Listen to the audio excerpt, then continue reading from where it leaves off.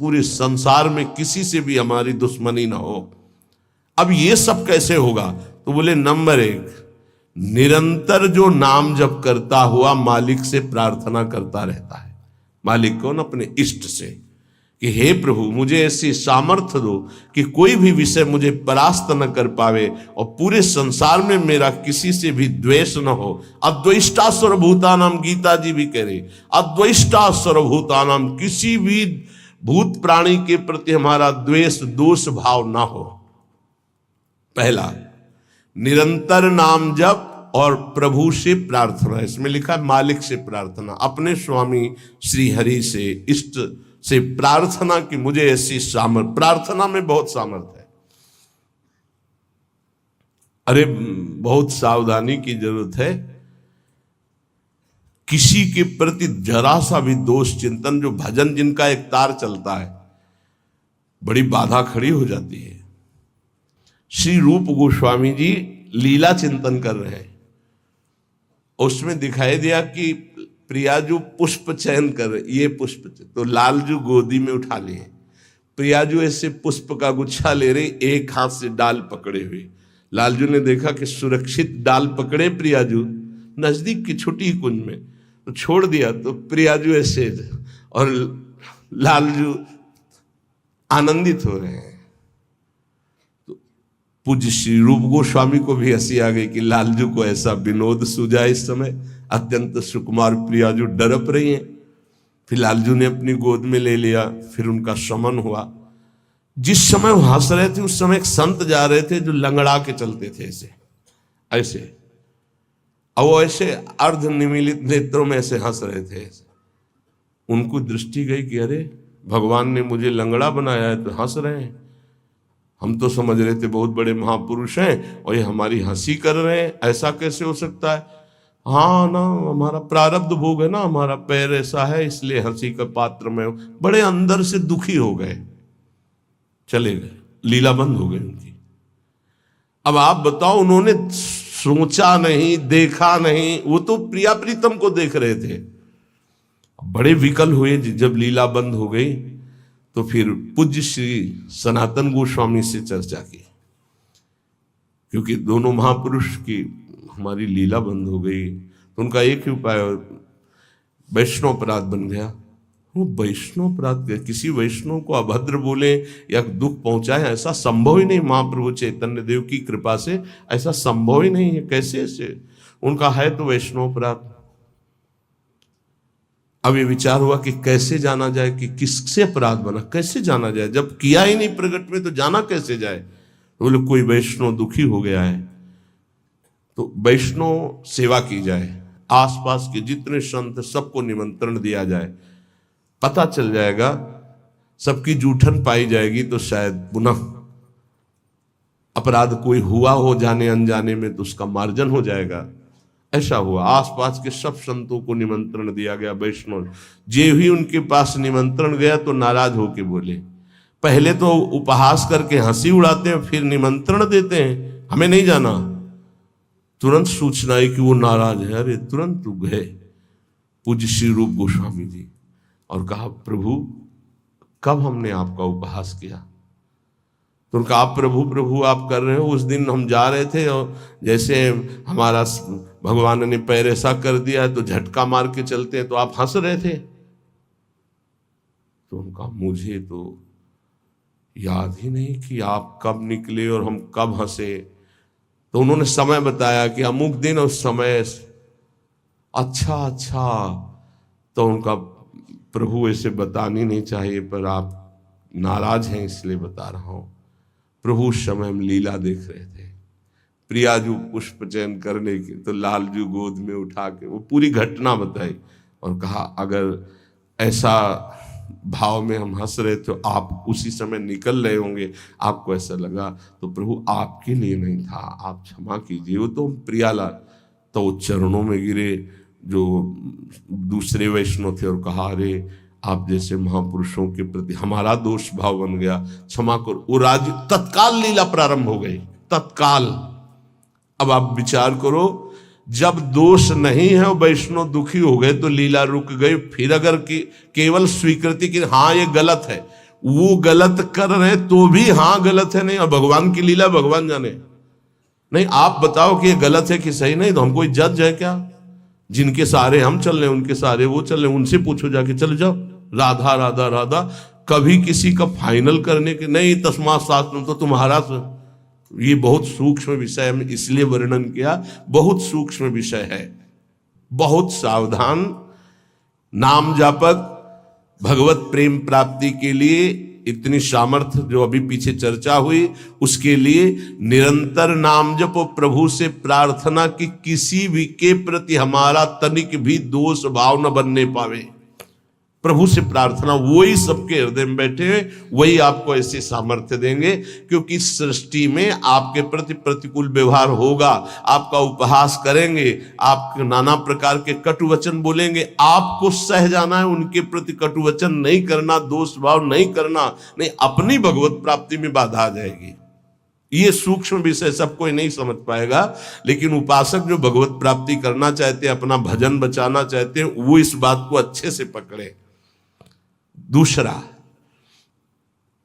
जो दिनचर्या दी गई है उसमें आलस्य ना होना, भगवत प्रेम प्राप्ति या ऊंचाई पर चढ़ने के लिए जो दिनचर्या है, हमको ये नहीं देखना है कि अमुक साधक आता है कि नहीं आता है, अमुक नहीं आता तो हम भी नहीं आते हैं, ऐसा नहीं। अमुक की त्रुटि है, उसका सुधार करना चाहे तो कर सकता है, लेकिन आप सुधरे हुए हो तो आपको अच्छे आचरणों का अनुकरण करना है। आपको ऐसे आचरण नहीं करने हैं जिनसे हमारी दिनचर्या बाधित हो जाए।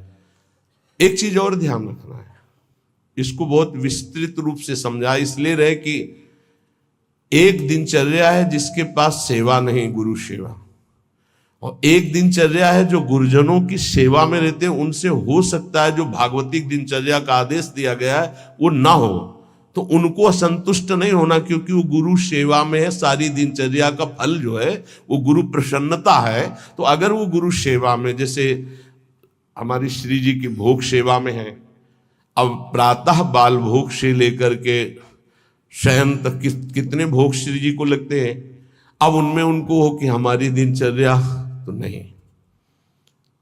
अब जैसे जो और हैं सेवा में है बहुत से, कोई किसी सेवा में कोई किसी सेवा में, अब उनकी दिनचर्या वो माला लेके नहीं बैठेंगे।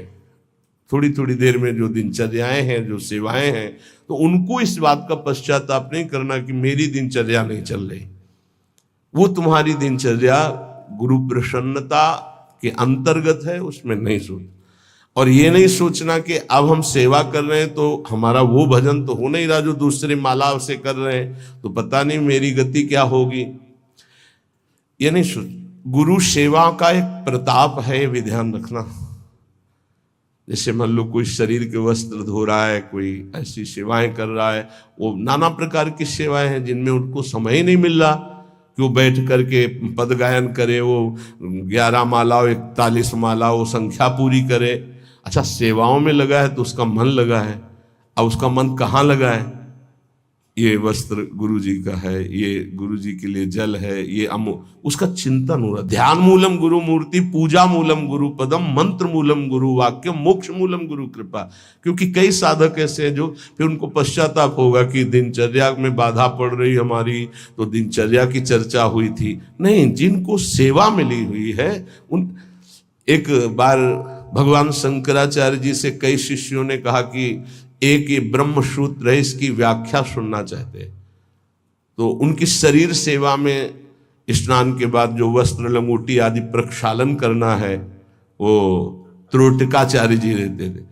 तो उन्होंने कहा त्रोटक को आ जाने दिए। तो उन्होंने कहा प्रभु वो तो कभी व्याकरण नहीं पढ़े, कभी शास्त्र जब गायन स्वाध्याय होता है तो कभी बैठते नहीं हो, तो शरीर सेवा में ही लगे रहते। मतलब ज्ञान की चर्चा थी ना, तो शरीर को, गुरु के शरीर को वो साधारण शरीर समझ रहे थे। उनका अच्छा ऐसी बात है, आ जाने दो उसको। जब आ गए तो बोले खड़े हो, इस ब्रह्म सूत्र की व्याख्या करके बताओ। तो जो पढ़ने लिखने से नहीं आता, गुरु कृपा से आता है। तत्काल संस्कृत का प्रादुर्भाव हुआ और वैदिक सिद्धांतों का प्रवचन, सब दंग रह गए। तो उनका गुरु की लंगोटी ढोने वाले को साधारण समझते हो क्या? साधारण नहीं होता गुरु की लंगोटी धोने वाला, वस्त्र धोने वाला। असाधारण कृपा से सौभाग्य मिलता है, असाधारण कृपा से। तो जिनकी जो दिनचर्या ऐसी है कि उनको फुर्सत ही नहीं है, तो उनको कभी नहीं सोचना कि इतने बजे इतने बजे इतने, उनकी दिनचर्या है। तो ये चीजें ध्यान रखना है उपासक को। प्रमाद में हमें दिनचर्या में बाधा नहीं पहुंचानी, प्रमाद युक्त हमारी दिनचर्या नहीं होनी चाहिए। यदि गुरु सेवा, इष्ट सेवा में हमारी जो गुरु की अन्य साधकों के प्रति बताई हुई दिनचर्या उसमें बाधा पड़ती है, तो वो बाधा नहीं मानी जाएगी आपकी। दूसरा जो अभी वर्णन किया, गुरु प्रदत्त दिनचर्या में बाधा नहीं होनी चाहिए। बहुत बड़ी चीज है गुरु प्रदत्त दिनचर्या, बहुत बड़ी वस्तु है, बहुत बड़ी वस्तु। गुरु सेवा मिल गई तो लाडली जो अधीन हो गई पक्का। तीसरा, कुसंग से दूर रहना, ये बहुत जरूरी है, बहुत जरूरी है। रावण लंका में रहता था, लंका समुद्र के किनारे थी, समुद्र निर्दोष था, पर ऐसे दोषी का संग समीपता होने के कारण समुद्र को बांध लिया गया, समुद्र बांधा गया। जिसकी मर्यादा अपार है उसे मर्यादा पुरुषोत्तम ने बांध दिया। किस लिए बांधा गया था? क्योंकि रावण का पड़ोसी था, रावण का पड़ोसी होने के कारण समुद्र को बांध दिया गया। दोस्तों, तो इस वीडियो में पूज्य महाराज जी ने इस बारे में गंभीरता से बताया है कि यदि आप इन आदतों को त्यागें और कुछ आदतों को अपनाएं तो आपके जीवन में जितनी कठिनाइयाँ और जितने भी दुश्मन हैं वो सब के सब जड़ से ख़त्म हो जाएंगे। दोस्तों, महाराज जी के इन विचारों में आप लोगों को गंभीरता से सोचना चाहिए और समझना चाहिए, और अगर सही लगे सारे विचार आपको अपने जीवन के लिए, तो आपको उतारना भी चाहिए अपने जीवन में, ताकि आप का जीवन सफल हो पाए और जीवन में सुख रहे। तो दोस्तों, अगर वीडियो पसंद आई हो तो वीडियो को लाइक करिएगा, शेयर करिएगा, कमेंट करके अपने विचारों को इस वीडियो से रिलेटेड और बाकी सारी वीडियो से रिलेटेड बताइएगा।